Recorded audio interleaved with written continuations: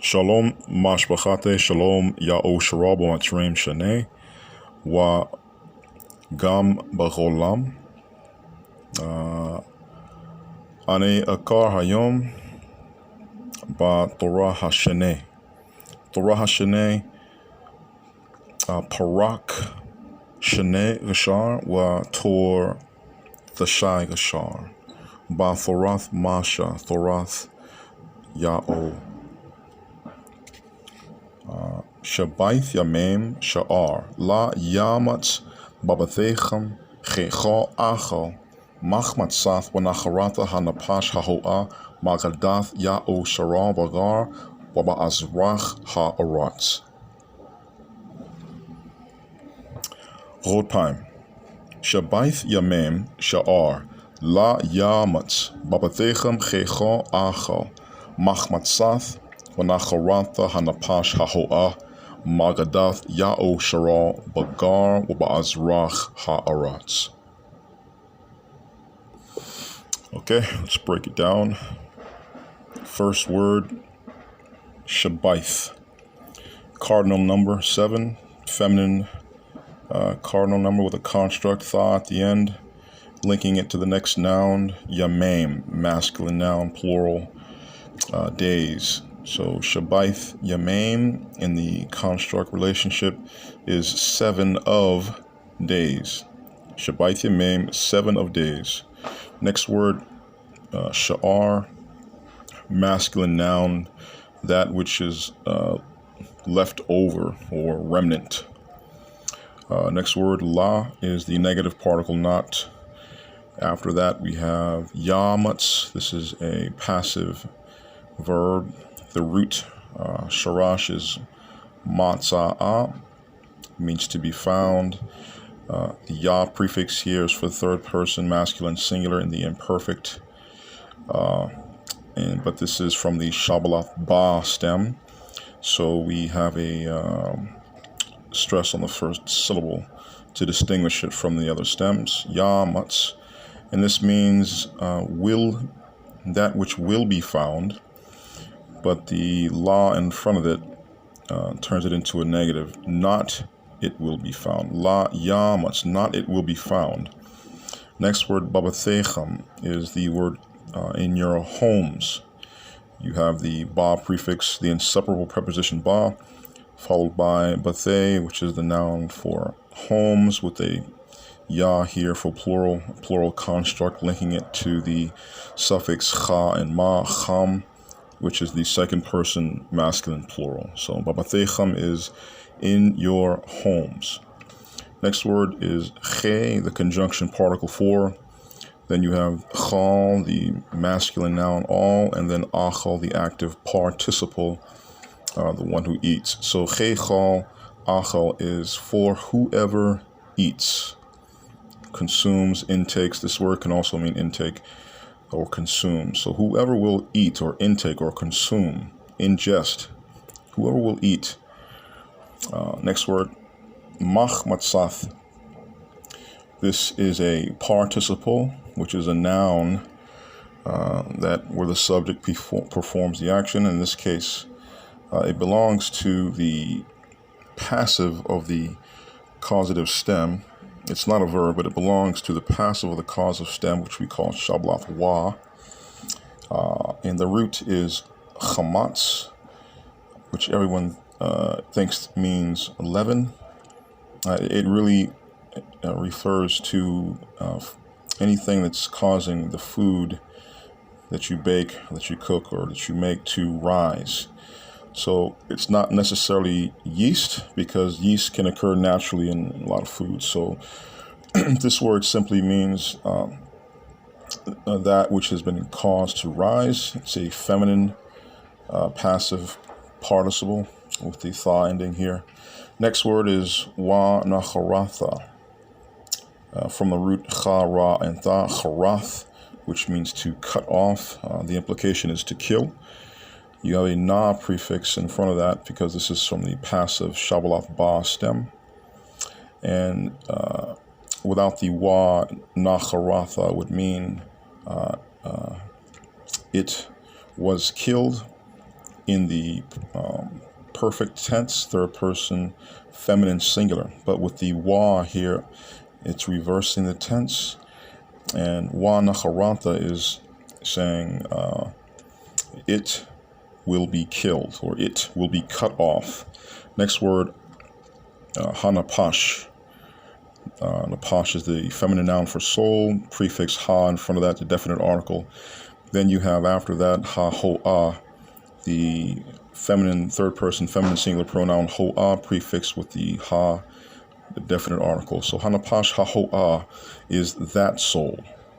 That soul. So wanacharatha ha-ho-ah, wanacharatha hanapash ha-ho-ah is will be cut off or will be killed. That soul. Next word is ma-ghadath, okay, from the feminine noun ghada, which means congregation. And you have a ma prefix, the preposition particle from, in front of that. And you have the letter tha at the end because this word is in construct with the next noun. So ma-ghadath, then ya'o shara is simply from the congregation of ya'o shara. All right. After that, we have the word bagar, which is the word gar, which means stranger.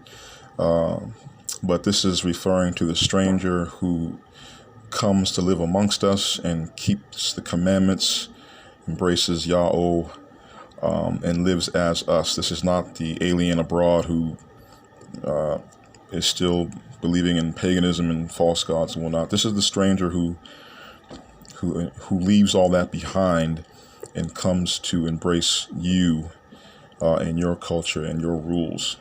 Okay. The next word, wa ba'azrakh.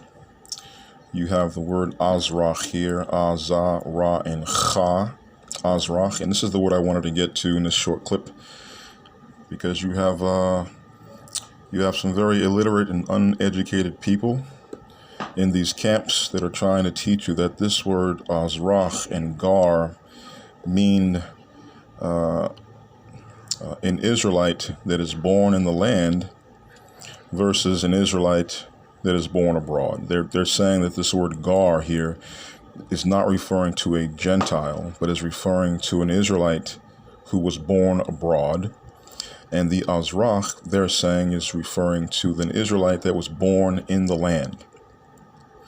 All right, that is wrong. It's utterly retarded. And if you know the language like me, you can't help but cringe when you hear these monkeys talk because they don't know what they're talking about. They don't know the language. This word azrakh cannot mean born in the land because the next word ha'aratz, that is the word for the land. So azrakh has to mean something else. And the reason I use this scripture, it's Exodus 12:19. The reason why I use this scripture is because this is the first time this word azrakh appears in the Thorah, in the scriptures. It appears a total of 18 times, and this is the first time. So, we have to define this word, we have to not just look at the first time it appears, but all the other instances that it is used. And that's something these monkeys don't do. But I don't just have insults. I also have facts to prove that this word does not mean someone, a so-called Israelite born in a land. You just have to turn to Joshua 8:33. What this word means, azrakh, is someone who is born of the race. Okay, this is referring to someone who was actually bloodline born of the race. This word azrakh is using the root zarach, which means to shine or to rise, with this prosthetic aleph here, which we call in front of it. Azrakh means that who is born of the race, and the way we prove that is in Joshua 8:33. This word gar and azrakh are both used in Joshua 8:33, and if you read that passage, it talks about how the people crossed over into the promised land with Yahushai, aka Joshua, and they were to gather at the two mountains listed in that passage and pronounce the blessings and the curses.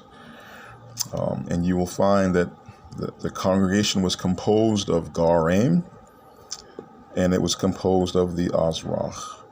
Now, keep in mind that these people, except for Yaoshai and Chalab, aka Caleb, okay, all of them, except for those two, were not born in the land. They were born in the wilderness.